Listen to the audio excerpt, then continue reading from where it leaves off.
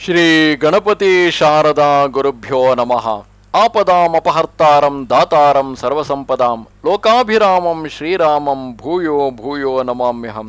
ಶ್ರೋತೃಗಳಿಗೆ ಶ್ರೀ ಅಳಸಿಂಗರಾಚಾರ್ಯ ವಿರಚಿತ ಮಹರ್ಷಿ ವಾಲ್ಮೀಕಿ ಪ್ರಣೀತ ಶ್ರೀಮದ್ ರಾಮಾಯಣದ ಅಯೋಧ್ಯಾಕಾಂಡದಲ್ಲಿ ದಶರಥನು ಪುನಃ ಕೈಕೇಯಿಯನ್ನು ಸಮಾಧಾನಪಡಿಸಿದುದು ಎಂಬ 13ನೆಯ ಅಧ್ಯಾಯಕ್ಕೆ ಸ್ವಾಗತ.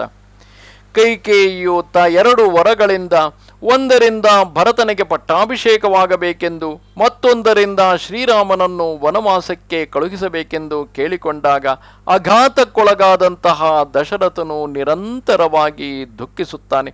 ಕಡೆಗೆ ದುಃಖವನ್ನು ತಡೆಯಲಾರದೆ ಆಕೆಯ ಪಾದಗಳ ಮೇಲೆ ಒರಗುತ್ತಾನೆ.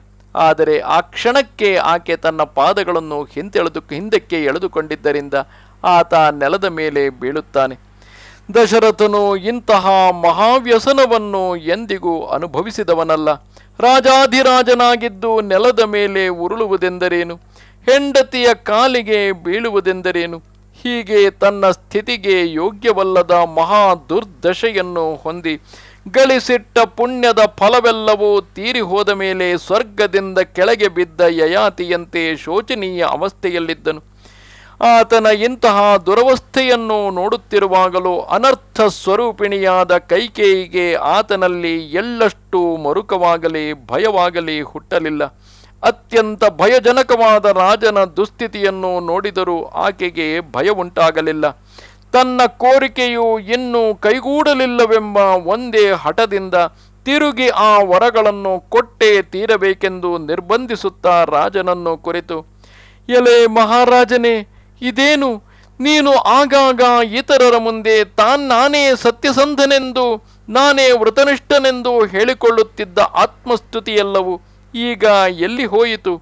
ನನಗೆ ಮೊದಲು ಪ್ರತಿಜ್ಞೆ ಮಾಡಿಕೊಟ್ಟ ವರಗಳಿಂದ ಈಗ ತಪ್ಪಿಸಿಕೊಳ್ಳಬೇಕೆಂದಿರುವೆಯಾ?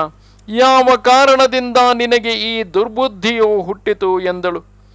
ಇದನ್ನು ಕೇಳಿ ದಶರಥನು ಮಿತಿಮೀರಿದ ಕೋಪದಿಂದ ಒಂದು ಕ್ಷಣದ ಕಾಲದವರೆಗೆ ಪ್ರಜ್ಞೆ ತಪ್ಪಿದವನಂತಿದ್ದು ಕೈಕೇಯಿಯನ್ನು ನೋಡಿ, ಹಾ ಎಲೆ ದುಶ್ಶೀಲೆ, ನೀನು ನನಗೆ ಶತ್ರುವಾಗಿಯೇ ಹುಟ್ಟಿರುವೆ. ನಾನು ಸತ್ತು ಪುರುಷಶ್ರೇಷ್ಠನಾದ ರಾಮನು ಕಾಡಿಗೆ ಹೊರಟು ಹೋದ ಮೇಲೆ ನೀನು ಸುಖವಾಗಿ ಇರಬಹುದು. ನಿನ್ನ ಕೋರಿಕೆಯು ಕೈಗೂಡಲಿ. ಒಂದು ವೇಳೆ ನಾನು ಸ್ವರ್ಗಕ್ಕೆ ಹೋದರೂ ಅಲ್ಲಿ ದೇವತೆಗಳು ನನ್ನನ್ನು ನೋಡಿ, ಆಹಾ, ಕೇವಲ ಸ್ತ್ರೀ ಮಾತ್ರಕ್ಕಾಗಿ ಈ ರಾಜನು ತನ್ನ ಮುದ್ದು ಮಗನಾದ ರಾಮನನ್ನು ಕಾಡಿಗೆ ಕಳುಹಿಸಿ ಆತನಿಗೆ ಮಹಾವ್ಯಸನವನ್ನು ತಂದಿಟ್ಟನೆಂದು ನಿಂದಿಸಿದರೆ ಅದನ್ನು ಕೇಳಿ ನಾನು ಹೇಗೆ ಸಹಿಸಲಿ? ಅವರು ನನ್ನನ್ನೇ ನೋಡಿ ಈ ವಿಷಯವನ್ನು ಪ್ರಶ್ನೆ ಮಾಡಿದರೆ ಅವರಿಗೆ ನಾನು ಏನೆಂದು ಸಮಾಧಾನ ಹೇಳಲಿ? ಕೈಕೇಯಿಯಲ್ಲಿ ಮಾತಿಗೆ ಕಟ್ಟು ಬಿದ್ದು ಅವಳ ಇಷ್ಟಕ್ಕಾಗಿ ನಾನು ರಾಮನನ್ನು ತೊರೆದು ಬಿಡಬೇಕಾಯಿತು ಎಂಬ ಯಥಾರ್ಥವಾದ ಅಂಶವನ್ನೇ ನಾನು ಅವರಿಗೆ ಹೇಳಬಹುದು. ಆಗಲೂ ನಾನು ಅಸತ್ಯವನ್ನೇ ನುಡಿದಂತಾಗುವುದಲ್ಲವೇ?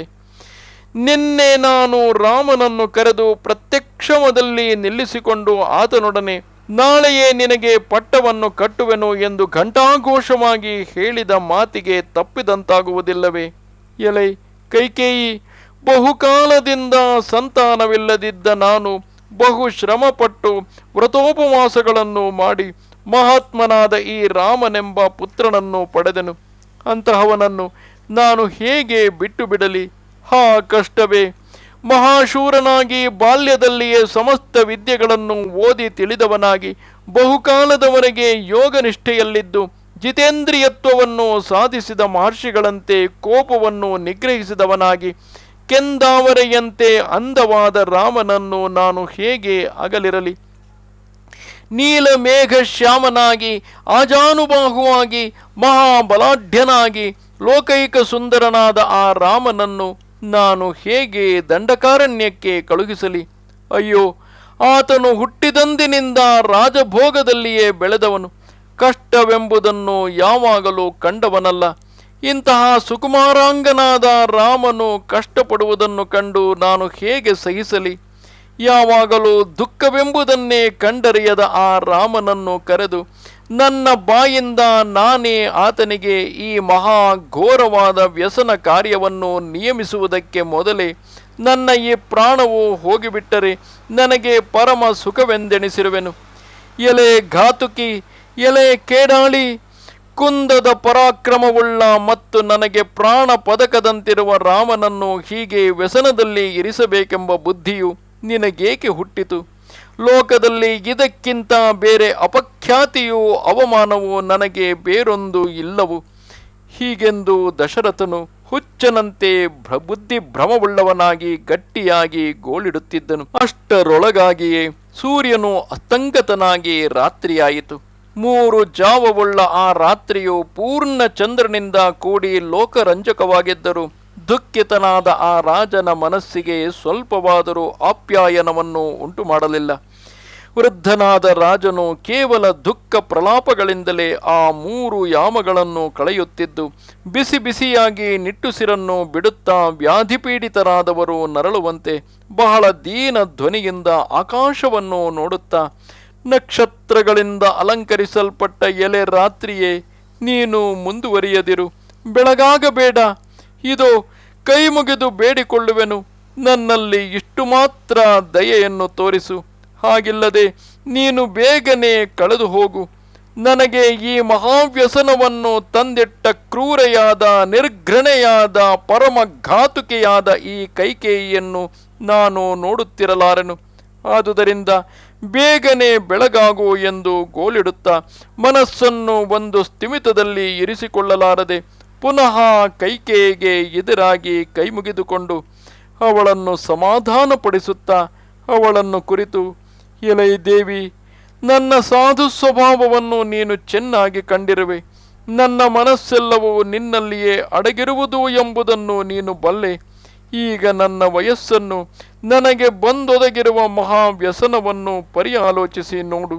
ಅದರಲ್ಲಿಯೂ ನಾನು ರಾಜನಾಗಿದ್ದು ಸಾಯುವ ಕಾಲದಲ್ಲಿ ಪ್ರತಿಜ್ಞೆಗೆ ತಪ್ಪಿ ಲೋಕಾಪವಾದಕ್ಕೆ ಸಿಲುಕಿ ದುಃಖದಿಂದಲೂ ಅವಮಾನದಿಂದಲೂ ಪ್ರಾಣವನ್ನು ಬಿಡದ ಹಾಗೆ ನನ್ನಲ್ಲಿ ಅನುಗ್ರಹವಿಟ್ಟು ಕಾಪಾಡುವ ಭಾರವು ನಿನ್ನದಾಗಿದೆ.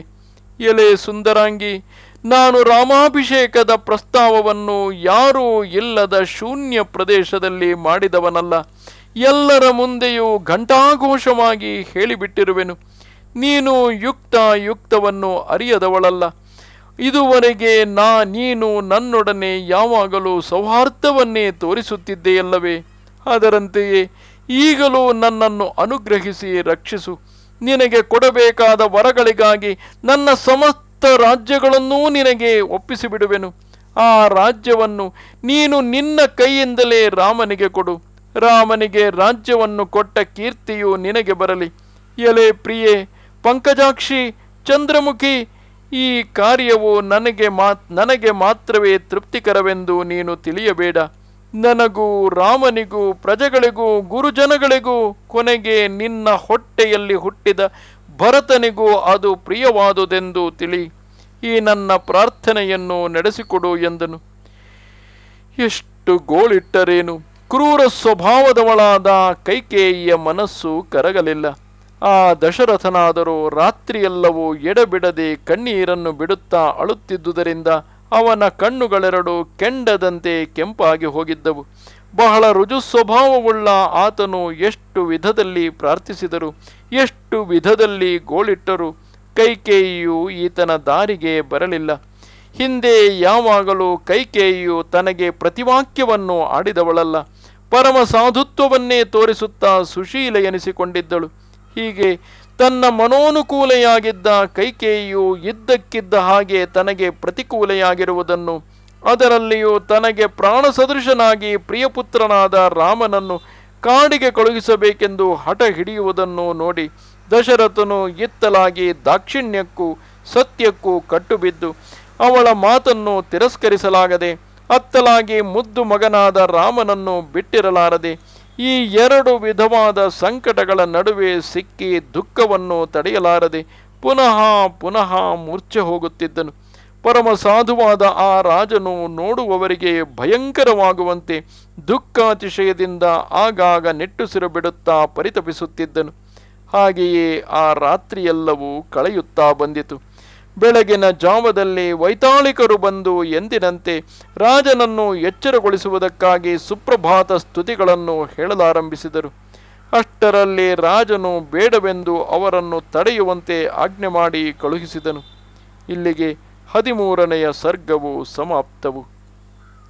ನಮಸ್ತೆ ಶಾರದೆ ದೇವಿ ಕಾಶ್ಮೀರ ಪುರವಾಸಿನಿ ತ್ವಾಮಹಂ ಪ್ರಾರ್ಥಯೇ ನಿತ್ಯಂ ವಿದ್ಯಾದಾನಂಚ ದೇಹಿಮೆ.